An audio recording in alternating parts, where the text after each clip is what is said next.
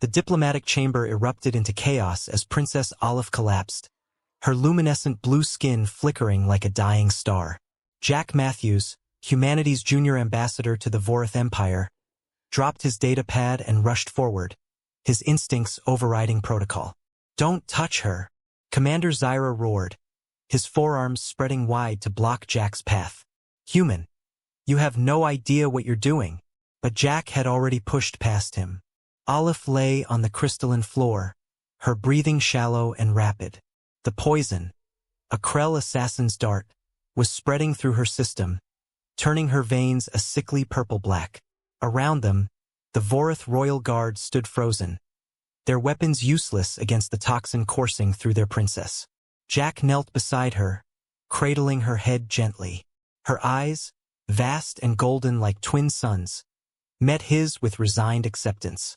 The Vorath were an ancient race, their medical technology centuries beyond Earth's. Yet they had no cure for Krell venom. It was designed specifically to target their unique physiology. "I'm sorry," Alif whispered, her voice like wind chimes in a storm. "The Alliance. Tell your people. I tried." "Shoo," Jack said softly, pulling her closer. "Don't talk. Save your strength." Emperor Thanzer pushed through the crowd, his massive frame trembling with rage and grief. "Remove him from my daughter," he commanded, but his voice cracked with desperation. "Let her pass with dignity." Jack ignored him. Something strange was happening. Where his skin touched Alif, a warmth was building. Not unpleasant, but intense, like standing too close to a fire.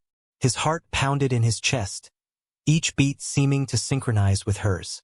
The princess gasped, her body going rigid. Her family surged forward, thinking the end had come. But then they froze. The black veins weren't spreading anymore. They were receding. "What sorcery is this?" Empress Lyria breathed, her 6 eyes wide with shock. Jack felt it too. A pulling sensation, as if something was being drawn from Alif's body into his own. His vision blurred, and a sharp pain lanced through his chest. The poison. Somehow, impossibly, his body was absorbing it. Dr. Shahan, the royal physician, scrambled forward with her scanner, its lights dancing frantically. "Impossible," she muttered. "The toxin is... It's transferring to the human, but his metabolism. It's breaking it down. His immune system is treating it like a common pathogen." Jack gritted his teeth as nausea rolled through him. His immune system, humanity's greatest evolutionary advantage. While the Vorath had conquered disease through technology and genetic perfection, humans had evolved in Earth's chaotic biosphere, fighting millions of pathogens across millennia. Their bodies were living fortresses capable of adapting to nearly anything. The Krell venom, lethal to the specialized Vorath, was to Jack's battle-hardened immune system just another invader to be destroyed. Alif's eyes widened as color returned to her skin, the blue luminescence growing brighter. She could feel it. The poison was draining away. Her strength was returning. She stared at Jack, whose face had gone pale and sweaty. Yet he held her tighter, refusing to let go. "You're killing yourself," she whispered. "To save me." "Not killing," Jack managed through clenched teeth. "Just really uncomfortable. Like the worst hangover. Times 1,000. A sound filled the chamber. Laughter. The Emperor was laughing, tears streaming down his face. "Of course," he said, his voice filled with wonder. "Of course it would be a human. The species that survived ice ages and plagues, that climbed from the mud and reached for the stars. The species we almost dismissed as primitive." Jack felt the last of the poison leave Alif's system and settle into his own. His enhanced T-cells swarmed it, breaking down the complex molecules into harmless components. Within minutes, what would have killed a Vorath princess was reduced to little more than a bad flu in his system. Alif sat up slowly, her hands still clasped in Jack's. She was whole, healed, alive. Around them, the Vorath court stood in stunned silence. "You saved her," Lyria said, approaching Jack with reverence. "You, a human, saved the heir to the Vorath throne with nothing but your touch. Your biology." Jack tried to stand but swayed. Alif steadied him, reversing their positions. "Easy," she said softly. "You've just processed enough poison to kill 50 of my people."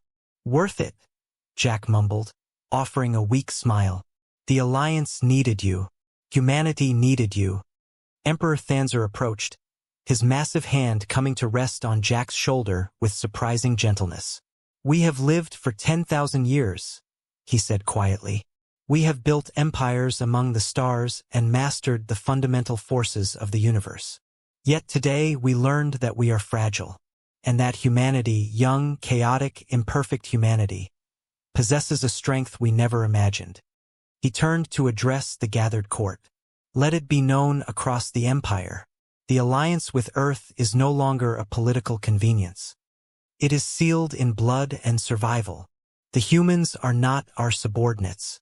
They are our equals." He paused. "Perhaps more." Alif helped Jack to his feet, her golden eyes meeting his with newfound respect and something deeper. Gratitude, connection, wonder. "My father is right," she said. "We thought we were doing Earth a favor by offering an alliance. We were wrong. You saved my life with nothing but your humanity." Jack nodded, finally feeling steady. "That's what we do," he said simply. "We survive. We adapt. We endure. And we protect those we care about, no matter the cost." As the medical team rushed forward to attend to both of them, and as the court erupted into excited chatter about human biology and immune systems, Alif kept her hand in Jack's, unwilling to let go of the person who had held her as she died and brought her back through sheer stubborn human resilience. The alliance had been saved. But more than that, a bridge had been built. Not of technology or politics, but of courage, sacrifice, and the indomitable will to survive that defined humanity among the stars.